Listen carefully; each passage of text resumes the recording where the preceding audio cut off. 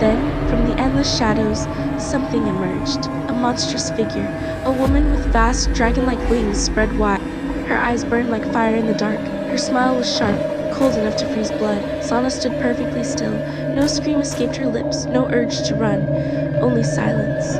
So this is it, she thought quietly inside. Maybe this is my end. Maybe now I can finally rest. Then, with trembling hands but steady courage, she spoke.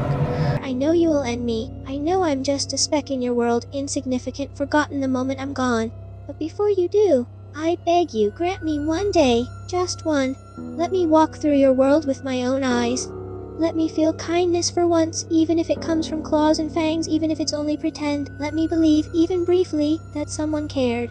After that, I'll be yours without a word. No struggle, no tears, because nobody would cry for me. The dragon woman froze. She had devoured thousands of souls, cries of fear, curses, silence, but never this. No one had ever spoken to her like this. No one had ever asked for kindness before death. Something inside her cracked, something deep and long forgotten. Not quite pain, not quite memory, but something almost human. In a voice as soft as a whisper, she said, "You made a huge mistake by stepping into my world, a place from which there is no escape for humans. Now, follow me." The draconic woman led Sana through the storm and into a towering black mansion. The halls were silent and filled with crawling shadows. Then, she offered Sana strange glowing food to eat. As Sana ate, she felt her strength return, as if light was growing inside her.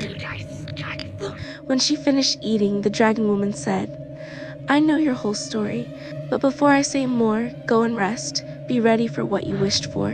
I have already granted it." Sana awoke the next morning in a bed softer than clouds. By her side stood the dragon woman, now in the form of an old woman. "Child," she said, her voice soft and cracked with age, "it is time. Your moment has come." Sana froze. She thought this was her last breath.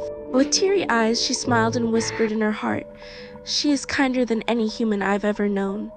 The dragon woman bent closer and said softly, "Before you go, I will give you something no human ever gave you, strength." She pressed her hand to Sana's forehead.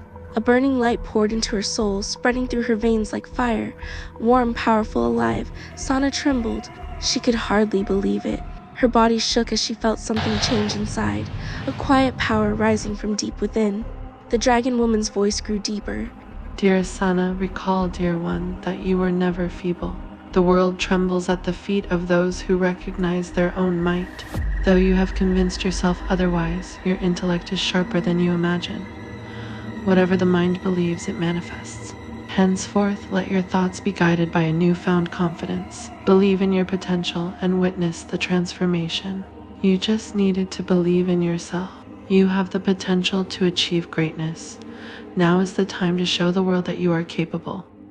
When Sana opened her eyes and found herself back in her room, she thought it had all been just a dream. But deep inside, she felt different, stronger. With a smile, she thanked Allah, showing her gratitude for the power she believed she had gained. Feeling at peace, she drifted back to sleep. The next morning, her father was sitting beside her bed, eyes red and filled with tears, holding her hand like he never wanted to let go. His voice trembled as he cried, "Where have you been, my daughter? I have missed you so much." Sana was shocked, unable to believe what was happening. Her trembling hands clutched the blanket as a trembling whisper escaped her lips. "Is this a dream? This can't be real. I was just there, with the woman in the mansion."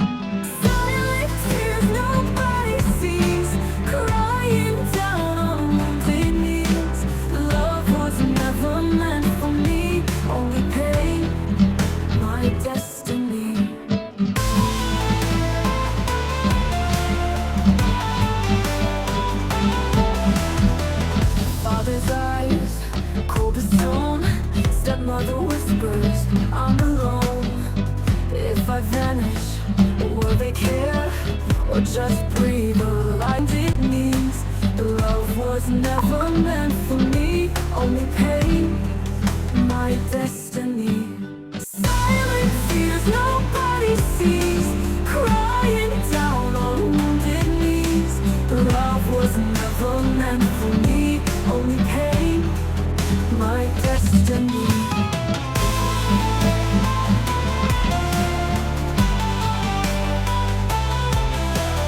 Father's eyes, cold stone. Stepmother whispers, I'm alone. If I vanish, will they care or just